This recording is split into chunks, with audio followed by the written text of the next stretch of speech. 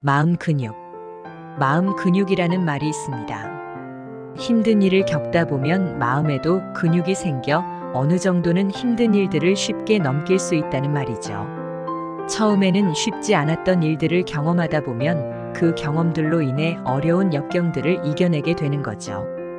물론 나쁜 경험들로 마음 근육이 생기는 일이 없는 게 더욱 좋긴 하죠. 하지만 인생이 그런가요? 마음을 다치는 일은 늘 빈번히 일어나죠.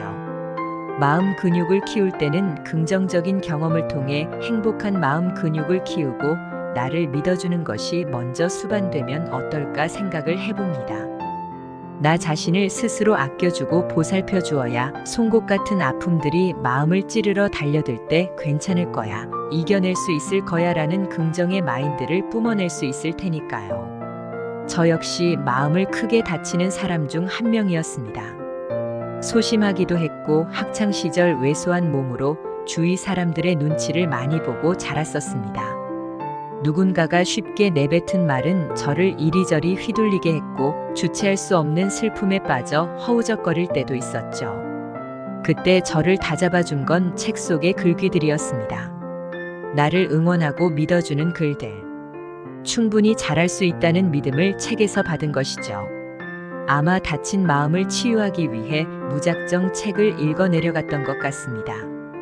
신기하게도 그런 글들과 말들이 저를 치유해 주었습니다. 신기한 경험이었죠.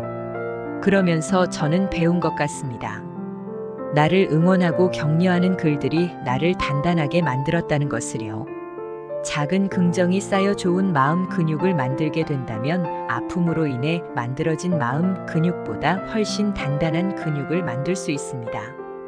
긍정의 마음 근육은 한계가 없습니다. 심지어 할 수 있다는 믿음과 잘 될 수밖에 없다는 확언을 심어주는 큰 자양분으로 우리 삶을 지탱하게 합니다. 나만큼 괜찮은 사람은 없다고, 나는 분명히 행복해질 수 있다고, 나는 멋지고 괜찮은 사람이라는 이야기를 스스로 자주 해주는 것이 필요합니다. 믿어주지 않으면 누가 나를 믿어줄까요? 나만큼 나를 잘 아는 사람은 세상 어디에도 존재하지 않습니다.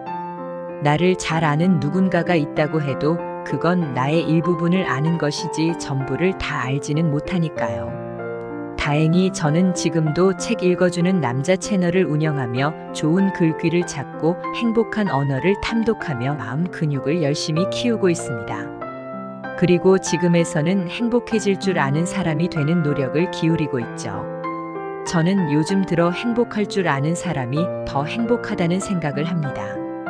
현재의 기준에서 내가 무엇을 해야 행복해지는지 고민하고 현재 누릴 수 있는 행복을 경험하면 순간들이 훨씬 기쁘다는 사실을 경험한 거죠. 예를 들어 30분간 가족과 함께 책을 읽는 것. 꽤 오래 이 방법을 쓰고 있는데 가족이 화목해지는 것도 느끼고 그 시간이 끝나고 대화를 하며 요즘은 어떤 생각을 하는지 어떤 일들이 일어나고 있는지를 나누니 더욱 돈돈해졌음을 느낍니다. 지금의 행복을 느끼는 것 또한 행복의 마음 근육을 발달시키는 방법입니다. 타인의 성공과 타인의 행복을 좇으며 나의 행복을 무시하는 일이 주변에 얼마나 많은가요? SNS를 통해 남과 나를 비교하는 문화가 생기면서 우리의 삶이 훼손되기 시작했음을 대부분의 사람을 알고 있습니다. 그러니 지금 상황에서 내가 행복할 수 있는 것을 찾아보는 것도 중요합니다. 커피 한 잔의 여유로움에서 행복을 느껴보든가, 오늘 3페이지 책 읽기를 통해 성취감을 얻는다든가 행복을 맛보는 기준점을 스스로 만들고 달성하는 거죠. 이 외에도 참 많은 것들이 있을 겁니다. 등산이나 수영 등 취미 생활을 통해서도, 친구들과의 수다를 통해서도 말이죠. 일상에 일어나는 일들이 나를 행복하게 해주는 일이라 생각해 보세요.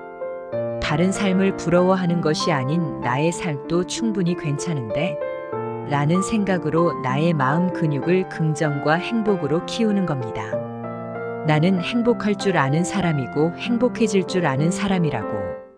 나는 지금 행복과 긍정의 마음 근육을 키우고 있는 것이고 아름다운 삶을 누릴 수 있는 사람이라고 생각하며 긍정의 나를 만들기 위한 시도를 해보면 좋겠습니다.